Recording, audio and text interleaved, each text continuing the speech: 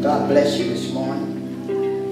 To all of those who are here, we're going to get right to the Word.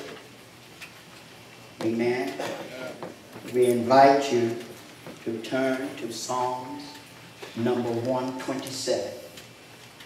Psalms number 127. Amen. Let me caution you now. Don't close your eyes. Fall asleep. You'll wake up in here by yourself. Because I won't be long. Amen. Amen. Psalms number 127. If you have it, say amen. Amen. It reads as follows. Except the Lord build the house, they labor in vain that build it. Except the Lord keep the city, the watchman waketh but in vain. It is vain for you to rise up early, to sit up late, to eat the bread of sorrows. For so he giveth his beloved sleep. Lo, children are a heritage of the Lord, and the fruit of the womb is his reward. As arrows are in the hand of a mighty man, so are children of the youth. Happy is the man that hath his quiver full of them. They shall not be ashamed, but they shall speak with the enemy in the gate. May the Lord add a blessing to his reading of his word. You may be seated. The central idea here is dependence upon the Lord. Amen. Dependence upon the Lord. And it would behoove all of us to strive to depend upon the Lord for everything. Amen. Amen. The truth to preach is that a family without God can never experience a spiritual bond that only God can bring to the relationship. Amen. Amen. Amen. It is sad that sometimes the only time families come together is a funeral. And we can't hardly get that bond. And the reason we can't get that bond and that cohesiveness is because we're trying to build a family without God. Amen? Amen. I want to talk about don't leave God out. Turn to your neighbor on each side and tell him, don't leave God out. Don't leave him out. No matter what you're doing, don't leave God out. That's, Brother Ron, that's my coat rubbing up against the microphone. Amen. Amen. No, put it on.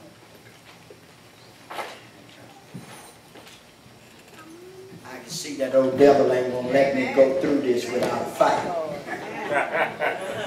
But that's all right. The victory has already been won. All I got to do is deliver.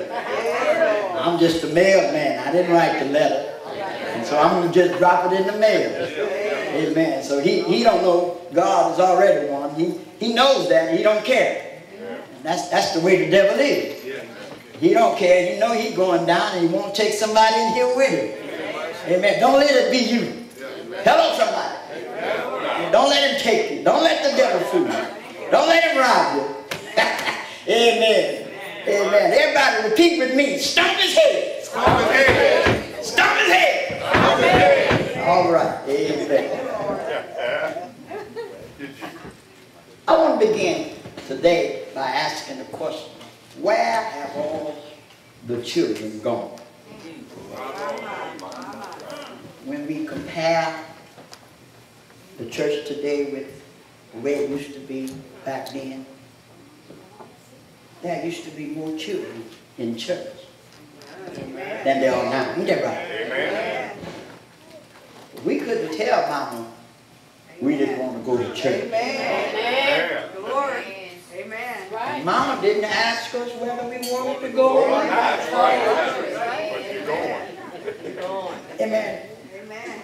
leads me to ask the question, where are all the children? Amen. It appears that, and I must conclude that it appears that some grown-ups are allowing children to reach adulthood before they're ready. All right now. Amen. Amen. Allowing them to make their own choices before they really know the responsibility behind choices. And so they are imposing adulthood on children before they're ready for it. Now, listen, I want to say this because I don't want the devil to get in the way here. If you raise your children and they doing what they want to do, you've done your job. Hello, somebody. Amen. But make no mistake about it, they're coming back the way you raised them. It may take a little while. After the devil has drugged them up and down the street, after the devil has whooped them all sides of the head, amen, and they'll come limping back home. And you know what the first thing they're going to tell you? Mama, you sure was right. I wish I had it. Amen, somebody. So don't worry about what's going on with them. Amen. Wherever they might end up, God might put them there so that they can look up. All right now. But there are people that are allowing their children to reach adulthood before their time. I'll never forget the picture that was painted to me about the little Ramsey girl, Jean-Benet Ramsey. And the little girl was dressed like a teenager. And they never found her murderer. But listen, I don't want you to go away confused. They may not know who the murderer is. And you know, but God knows. He's an omniscient God. And so he knows everything. They may not know where the man or woman that killed the little girl might be. But I know for a fact that God knows where they are. Hello, somebody. They may not be able to bring that man or that woman to justice. But God is an omniscient God, and he's an omnipresent God, and he's an omnipowerful, omnipotent God, and he's got the power to bring the justice. And one thing I know for sure, justice will be served. Oh, nobody gets away. Oh, y'all don't hear me again. Amen. You can't run and you can't hide from the justice of God. As a matter of fact, the Bible tells me that judgment starts at the house of God. Amen, somebody. And so children are being pushed out into adulthood a little too soon. When I look at that child, and I can't forget that image, I see an image of a young girl, maybe 3 or 4 years old. Amen. And they had her made up like she was a teenager. She was only 3, 4, maybe even 5. But they had her made up like she was 10, 13, 15, 17 years old. Her parents were imposing adulthood on her a little too early. Amen, somebody.